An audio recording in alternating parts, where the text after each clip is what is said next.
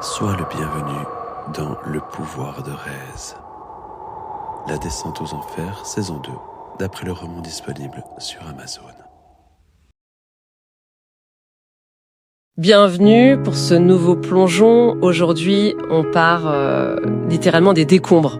On est juste après l'attaque de Rez sur la BGE. Oui, la base générale d'entraînement, c'est le chaos total, là. Rez, ses créatures, les drivers, ils ont tout dévasté. C'est ça. Pour rappel, on a ce monde avec 2 continents, Deimos et Phobos, Phobos étant le mystérieux, l'inexploré. Et des gens avec des pouvoirs. Léo qui contrôle le feu, Rachel le psychisme, etc.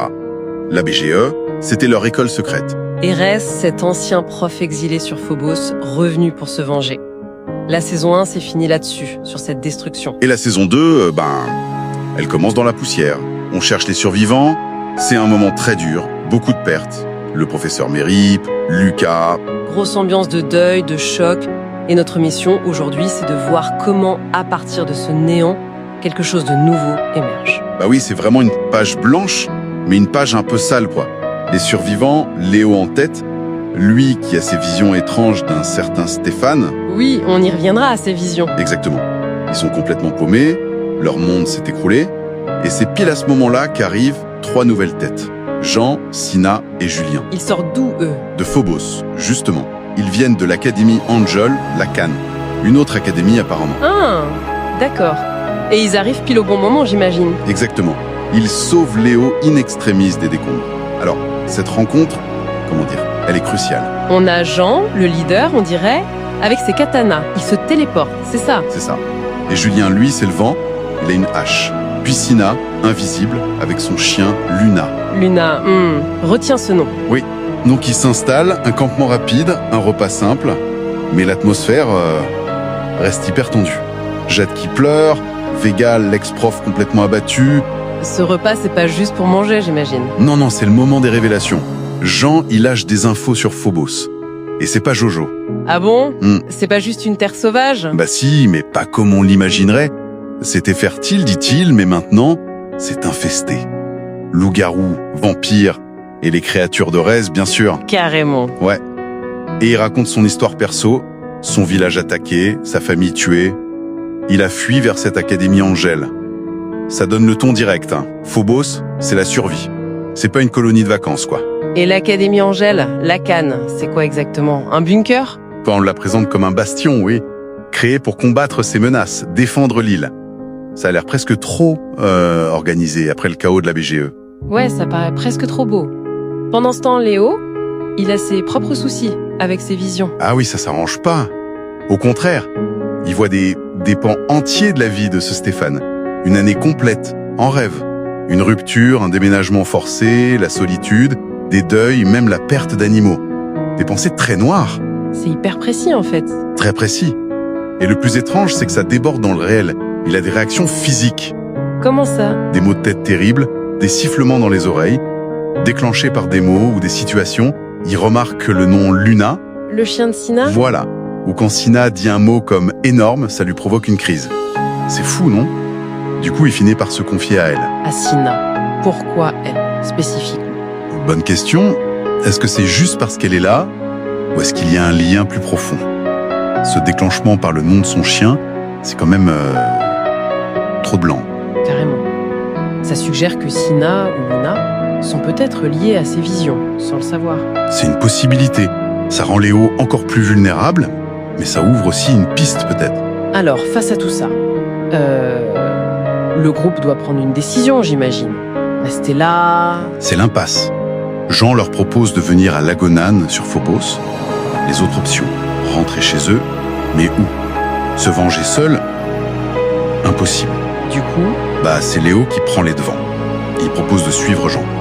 Et Vega qui demande d'ailleurs qu'on l'appelle juste Vega. Plus de professeurs vu qu'il n'y a plus d'école. Logique et triste. C'est ça. Vega et les autres acceptent. Ils partent pour la Cannes. Et on sait à quoi elle ressemble, cette Académie Angel? Jean donne une description assez incroyable. Elle flotte dans les nuages, entre les 2 continents. Flotte? Ouais. Cachée par un champ magnétique caméléon, une technologie ou une magie bien plus avancée que la BGE. Plus grande aussi, il parle de mages là-bas. D'accord, ça change complètement d'échelle là. Complètement. Ils embarquent dans un véhicule volant et à cette image de Vega qui regarde une dernière fois les ruines de la BGE. C'est vraiment la fin d'une ère. Ok, donc pour résumer, la BGE est détruite, Phobos et Lacan deviennent le nouvel horizon, potentiellement dangereux. On a de nouveaux alliés, mais avec un passé lourd. Et Léo, pris entre les menaces extérieures et ses visions internes, qui semblent le lier bizarrement à Sina et son chien Luna. Ce lien Léo-Sina-Luna, c'est clairement le point d'interrogation majeur, là. Qu'est-ce que ça veut dire? Est-ce lié à Stéphane? Sina a-t-elle un rôle clé? Les réponses sont sûrement sur Phobos, ou dans cette fameuse Akan. On verra bien. Ce qui nous amène à la question finale. Cette Académie Angel, présentée comme un refuge, une forteresse volante cachée, dirigée par des survivants endurcis, qu'est-ce qu'elle cache vraiment? Et comment nos héros, ces losers, comme on les a appelés, vont-ils devenir des winners dans ce nouveau jeu aux règles inconnues? Est-ce que survivre suffira face aux secrets de Phobos et aux démons de Léo? Bienvenue pour cette nouvelle plongée. Aujourd'hui, on s'immerge direct dans le chapitre 23 d'un récit. On suit un groupe qui débarque dans un lieu inédit, l'Académie Angel, AK pour les intimes. C'est ça. Et ils arrivent après un voilage un peu spécial, en voiture-avion. Oui, avec ce détail étrange, ce floutage dans le ciel. On ne sait pas trop si c'est de la techno avancée ou un bug de la carte, comme ils disent. Exactement. Et donc, la canne. Faut imaginer une base immense. Apparemment 3 fois plus grande que leur ancienne base, la BGE, et elle peut voler ou se poser au sol. C'est assez dingue. Ah oui, carrément. Notre objectif là, c'est de comprendre un peu comment ça fonctionne, l'ambiance, tout ça, à travers leurs yeux de nouveaux arrivants. Et dès le début, il y a un truc qui frappe, le contraste. La canne, ça a l'air hyper pro, hyper organisé, rien à voir avant. Même les animaux, genre Luna le chien, Orly l'oiseau, ils sont acceptés. C'est plutôt cool. Mais l'ambiance est pas si détendue. On sent direct une tension, surtout autour d'Anita. Elle est hyper hostile envers Sina dès le départ. C'est bizarre. Ok, donc un lieu très structuré, mais avec des tensions déjà palpables. Alors, cette structure, justement, on a Jean, qui est chef de la Sécu, c'est ça? Oui, c'est lui qui présente un peu. Donc, vue du ciel, l'académie a une forme d'étoile. Et elle fonctionne en l'air ou au sol. Pratique. Carrément. Dedans, il y a les dortoirs, bien sûr, et des couloirs en verre pour relier les différentes branches de l'étoile.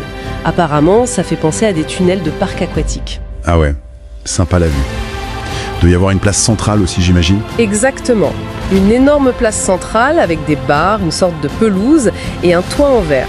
Et puis toute une zone commerciale, des magasins, restos, une cafétéria. Une vraie petite ville, quoi. C'est ça, avec des terrains de sport de fou. Tennis, foot, basket, même un golf. 2 maillés par Sina, apparemment. Elle perd pas le nord. Et pour l'entraînement plus spécifique? Alors là, il y a du lourd. La serre de combat. La taille, un terrain de foot et demi. Ah, quand même. Et ils peuvent simuler n'importe quel environnement dedans.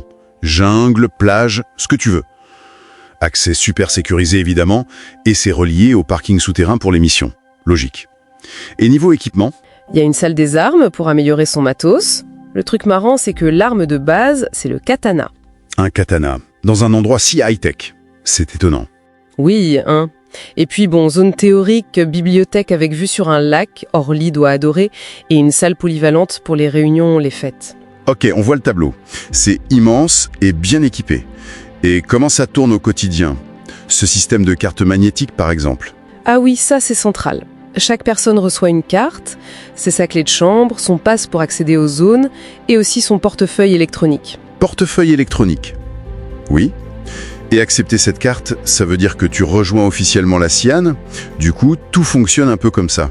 Tes actions, même t'entraîner, ça a un impact, ça peut te rapporter. Et l'argent vient d'où? Alors, il y a une prime de base chaque mois qui dépend de ton rang et après tu peux gagner des bonus. Comment? En faisant des missions à l'extérieur, par exemple, contre des créatures genre vampires, loups-garous ou ces fameux drivers, ou alors en donnant des cours, en faisant du commerce dans l'académie, en participant aux entraînements de combat. Une microéconomie basée sur la compétence, en fait? Tout à fait. Et au cœur de ça, bien sûr, il y a les pouvoirs. Le texte dit que tout le monde en a au moins un. La façon de le découvrir varie. Un choc, le hasard, l'entraînement. Et cette histoire de deuxième pouvoir. Oui, c'est évoqué comme quelque chose de rare. Souvent, ce serait un pouvoir offensif et un passif, genre glace et téléportation, ou feu et vision. Mais il y a débat pour savoir si tout le monde pourrait potentiellement en avoir deux. Et on parle aussi d'un état paradisier. Oui, la fusion ultime entre la personne et son pouvoir. L'état le plus puissant connu apparemment. C'est assez mystérieux. Tout ça définit donc une hiérarchie, avec des rangs. Exactement. 6 rangs principaux. Amateur, élève ou apprenti, adepte, pro, maître et ange. Avec des sous-niveaux plus ou moins. Les nouveaux, ils commencent tous amateurs. Même ceux qui ne combattent pas. Les commerçants, etc. Oui, c'est ça qui est intéressant. Le rang amateur inclut aussi les non-combattants. Et on peut monter ou descendre dans les rangs, selon ses résultats au cours, aux tests, aux missions, et si on respecte les règles. Les missions semblent hyper importantes donc. Ça correspond à l'histoire de Lacan, non ? D'un petit groupe à cette base volante. C'est ça. Leur but premier, c'est d'aider à l'extérieur. D'ailleurs, Sina et Julian viennent de réussir une mission de défense de convoi, et ça leur a valu une promotion. Ok. Mais cette structure bien huilée n'empêche pas les problèmes perso, d'après ce que tu disais au début sur Anita. Non, loin de là. L'hostilité d'Anita envers Sina monte d'un cran. Ça va jusqu'à une altercation physique. Anita dit qu'elle se sent mal, qu'elle a un mal en elle, mais elle sait pas pourquoi elle s'en prend à Sina spécifiquement. C'est étrange. Tellement que Léo et Rachel se demandent si elle est pas envoûtée ou empoisonnée, quelque chose comme ça. Waouh. Et en même temps, il y a Léo et ses visions qui deviennent plus fréquentes, liées à ce Stéphane. Oui, et c'est troublant. Les visions sont déclenchées par des mots, des émotions, et elles créent des parallèles bizarres entre les gens autour de Léo et ceux autour de ce Stéphane. Une certaine Céline qui ressemble à Sina, des frères qui font penser à Christian, Cédric et Julien. Comme une sorte de vie parallèle ou de connexion profonde. Quelque chose comme ça, oui. C'est vraiment une énigme. Et tout ça pèse sur les relations. Il y a eu un baiser entre Léo et Rachel, mais Léo préfère rester ami, ça crée un malaise. Aïe. Et juste après, Sina invite Léo pour une visite nocturne. Et Rachel les voit. Pas top. Ambiance. Et pendant ce temps, Léo, intrigué par ce qu'Anita a raconté sur son combat contre une certaine Aqualis et l'utilisation d'une essence de glace, il lui en emprunte un échantillon. On dirait qu'il commence sa propre enquête. Bon, si on résume un peu. L'Académie Angèle, c'est ce refuge super moderne, très structuré, censé former des gens. Mais dès leur arrivée, ça agit aussi comme une sorte de loupe sur les problèmes perso. Et ça révèle des trucs bizarres, comme les visions de Léo ou le comportement d'Anita. Tout à fait. Et ça pose une question finalement. Est-ce que cette académie, en rassemblant tous ces individus avec leur pouvoir, leur passé compliqué, est-ce qu'elle ne fait pas que former des combattants ? Ou est-ce qu'elle agit, peut-être sans le vouloir, comme un catalyseur ? Un catalyseur, c'est-à-dire ?